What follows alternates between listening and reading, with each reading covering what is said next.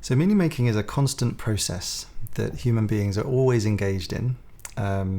Anything you do, any experience you meet, anytime you act into your inner world or the outer world, what's happening first is that you're filtering all the available data so that you can orientate yourself and respond appropriately to the situation. So meaning making is a whole set of tacit and explicit processes that allow you to engage in the world internally and externally in a well-orientated way. So for example, it's how you interpret situations. It's what you make of the things that happen to you. And so there's always two sides to our experience. There's the side of the experience which has to do with what's happening to me or what's happening around me. And then there's the side of what do I make of that? And meaning making is really all about that interaction between those two things. It's all about self in context. And so, of course, in a leadership environment or in an organization environment, that's incredibly important because there's a very complex context, and the nature of the relationship to the context usually involves a huge amount of self-management, processing, strategy, and so on. And meaning making is really at the heart of all of those processes of communication, interaction, strategy, and leadership. So when you're looking at the shape of meaning making, we look at it in terms of what we call action logics. And action logics are different forms of meaning making that are active. They're quite different, but they interact, and they can be active at the same time in the same person, in the same situation. So what we do is we start to help people understand which action logics tend to be active and how influential they tend to be in the overall picture.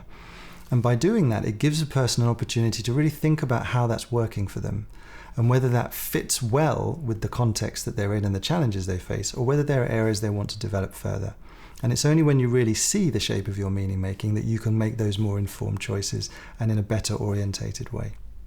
The first well-known writer about development was a psychologist called Piaget, who did some fantastic work in the 50s to track and document what changed as children grew up into adults. At that time, there was still a prevailing idea that once you reached adulthood, roughly in your mid-20s, there wasn't much to say about development afterwards. It was all a question of more experience, more experience, more experience.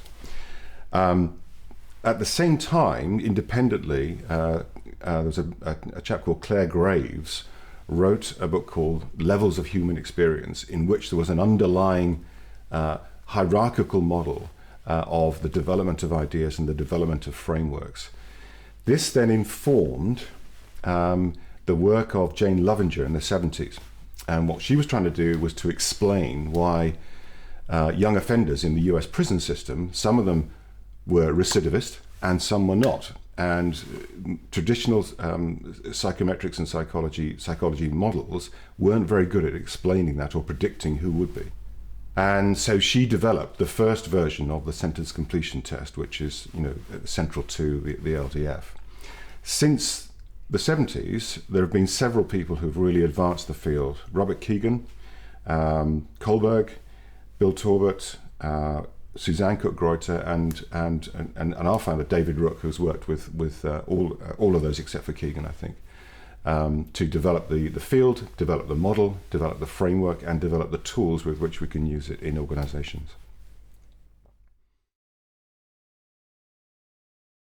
So we know from a lot of contemporary neuroscientific research and psychological research, in fact we've known this for about the last 25 years, that when you're under pressure, the way in which your cognitive neuropsychology works shifts.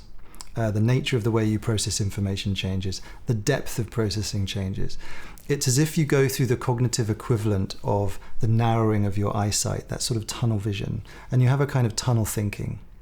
And what essentially happens is you process less data because you're seeking to process only the absolutely essential data. And it means that the complexity and sophistication of your thinking tends to become less, and in some circumstances it can be impaired. One of the things that really sort of is valuable from a developmental perspective for clients is it allows them to create practices and habits that they can carry with them, not just within the coaching context, but beyond that. They learn skills around inquiring, understanding and appreciating what's going on in the moment for them. And it's very, very different from just actively pursuing, I want to get from A to B. and what are the things I need to navigate to get there.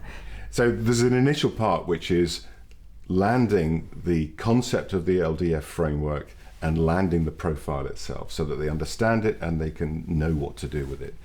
Once that's done, the information in the report allows them to make smart choices about where they might focus their activity from a developmental point of view, and in the knowledge that that will take them forward in the direction they want to go, as opposed to just picking something that looks interesting from a long list of things that are good for leaders to learn about, whether it's emotional intelligence or praise and reprimand or strategic thinking or whatever.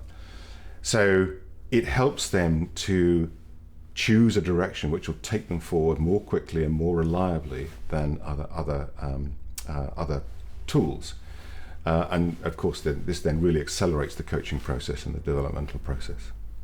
So a particular relevant example at the moment is a senior leadership team in a multinational organization, very effective team, business in significant growth at the moment.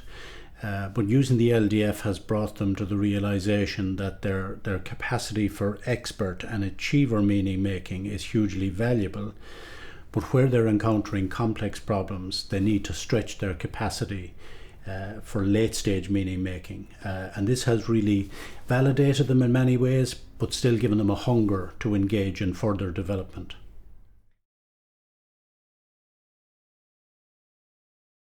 So with executive MBA programs, it appears now that there is general acceptance and recognition that the focus needs to go beyond the downloading of knowledge and the development of skills.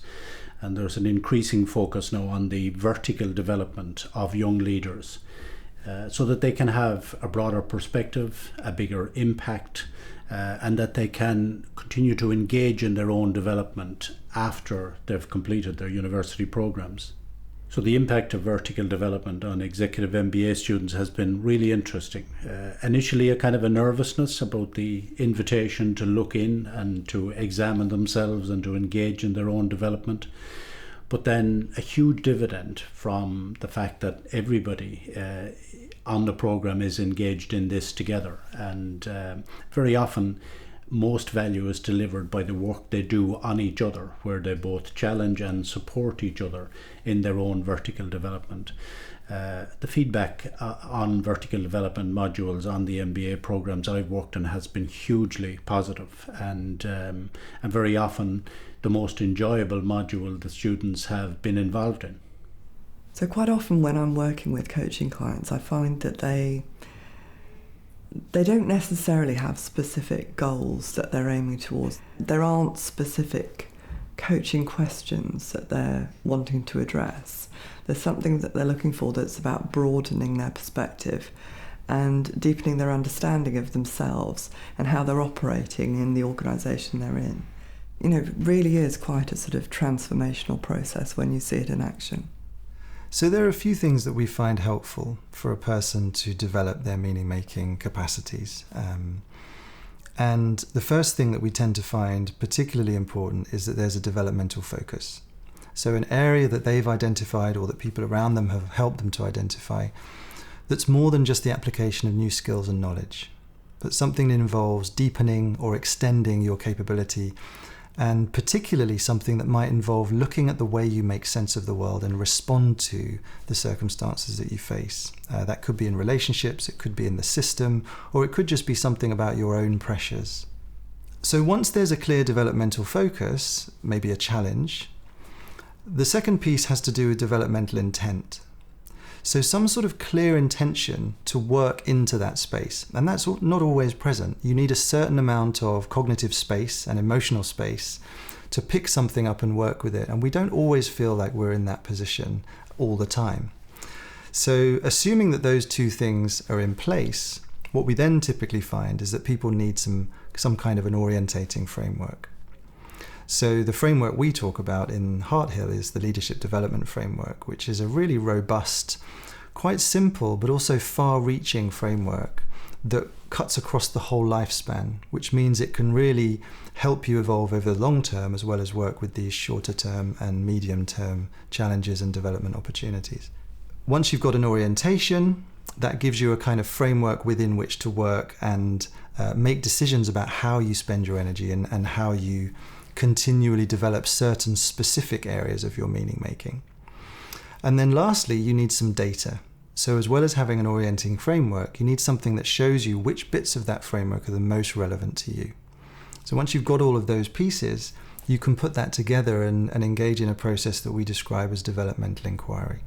So developmental inquiry is saying, okay, how do I bring all of these pieces together? My challenge, the framework, the data, various practices, so that I can really start to develop the things that matter to me and help me make more of a difference in my role.